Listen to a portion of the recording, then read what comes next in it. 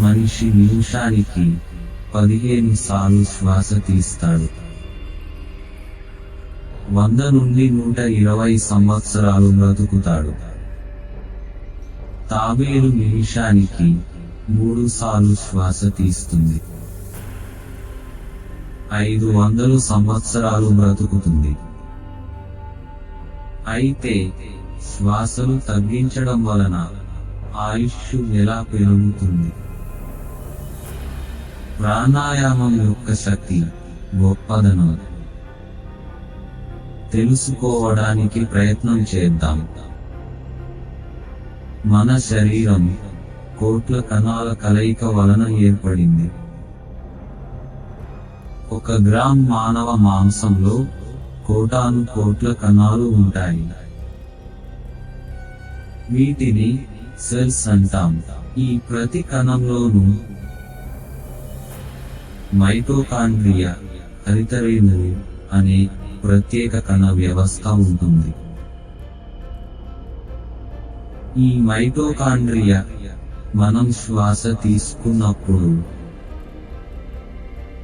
గాలిలో ఆక్సిజన్ను తీసుకుని మండిస్తుంది.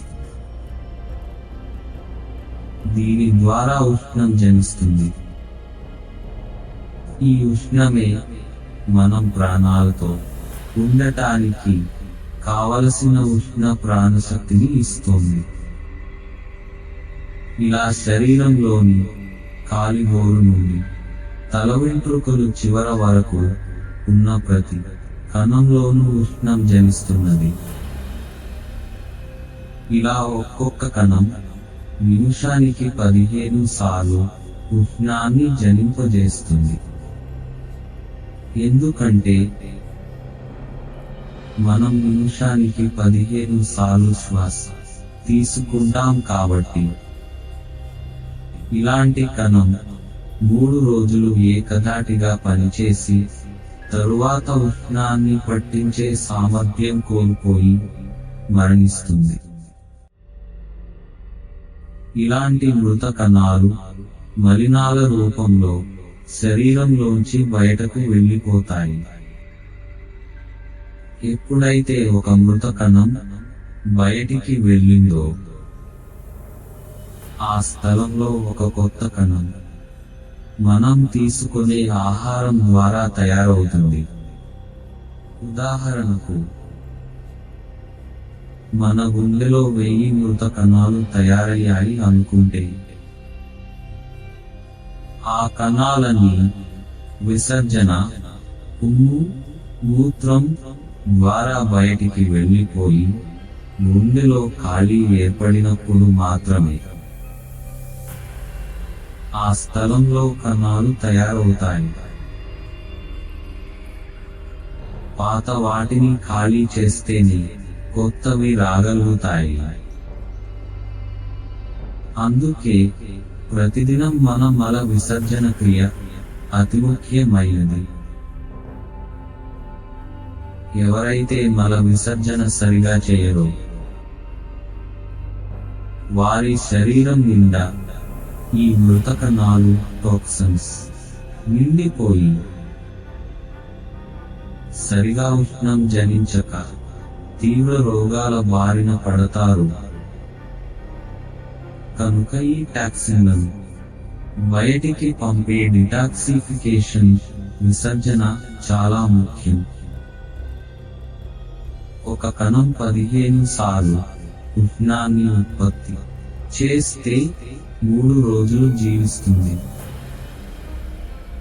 అదే కణం 14 సార్లు ఉష్ణాన్ని ఉత్పత్తి చేస్తే 5 రోజులు జీవిస్తుంది. 13 సార్లు ఉష్ణాన్ని ఉత్పత్తి చేస్తే 7 రోజులు జీవిస్తుంది. ఈ విధంగా మనం శ్వాసల సంఖ్యను తగ్గించే కొద్దీ మన కణాలు పని చేసే కాలం పెరుగుతుంది. ఎలా అయితే ఒక యంత్రం ఎక్కువ పని చేస్తే త్వరగా పాడైపోతుందో, పని తగ్గిస్తే ఎక్కువ రోజులు పని చేస్తుందో, అలాగే ఈ కణాలు కూడాను. భారతీయ యోగులు కణం యొక్క జీవిత కాలాన్ని 3 నుండి 21 రోజుల వరకు పెంచి 2100 సంవత్సరాలు కూడా జీవించగలిగారు. మనం శ్వాసను ఎక్కువ తీసుకునే కొద్దీ శరీరంలోని ప్రతి కణంపై తీవ్ర పని ఒత్తిడి పడి ఆ కణం త్వరగా పాడైపోతుంది. ప్రాణాయామ సాధన ద్వారా శ్వాసల సంఖ్యను తగ్గించి కణాల పని రోజులని పెంచగలిగితే మన శరీరంలోని ప్రతి అవయవం మరికొన్ని రోజులు ఎక్కువగా పని చేస్తుంది. ఎందుకంటే అవయవాలు అంటే కణాల సముదాయమే. ఇలా మనలోని ప్రతి అవయవం యొక్క ఆయుష్ పెరిగితే మన ఆయుష్ కూడా పెరిగినట్టే. మనం ఒక్క శ్వాసను తగ్గించగలిగితే 20 సంవత్సరాల ఆయుష్ను పెంచుకోవచ్చు. యోగులు ఈ శ్వాసల సంఖ్యను గణించడం ద్వారానే తాము ఏ రోజు మరణించేది ముందే చెబుతారు. శ్వాసే ధ్యాసగా జీవిద్దాం, ఆరోగ్యంగా జీవిద్దాం.